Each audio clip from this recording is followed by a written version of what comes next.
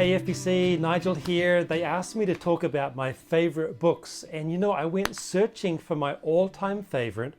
It's The Knowledge of the Holy by A.W. Tozer, and I can't find it anywhere. I think someone's stolen it, or maybe I lent it out. Listen, if you've got it, I want that book back because it's my favorite book.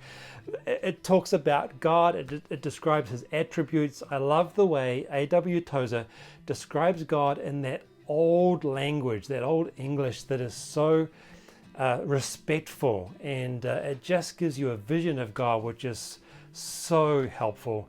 For me as a young believer, I read that book and it changed my life. I recommend that to you. I think a second book to that one is one I can show you, and it's Knowing God by J.I. Packer. I read this in college and this changed my life as well. Same topic. It's talking about the attributes and characteristics of God, and it does it in such a way where you get to know who God is. But it's so practical because it helps you to reflect on God's nature and then respond in a way that is in following with who he is.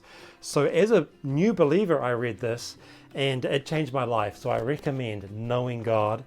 I think another book that really was helpful to me years ago, it had a different cover back then.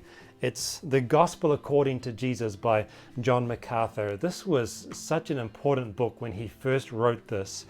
It really had a huge impact on the church worldwide, and it encouraged Christians not to tread lightly when it comes to obedience, but to fully engage with a lifestyle of obedience and faithfulness to applying the scriptures. And it talks about why we should do that and how we should undertake that, and what concerns there are for those who don't live in that fashion. So this changed my life.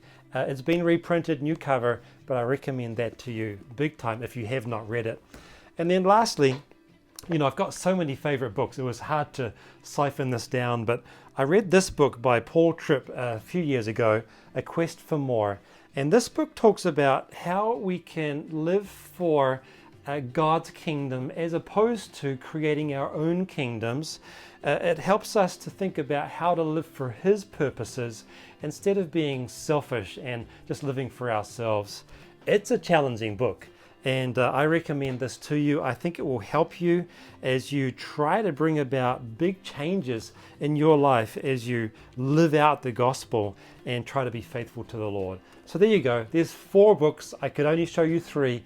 And again, if you've got that book, Knowledge of the Holy, I want it back. See you guys.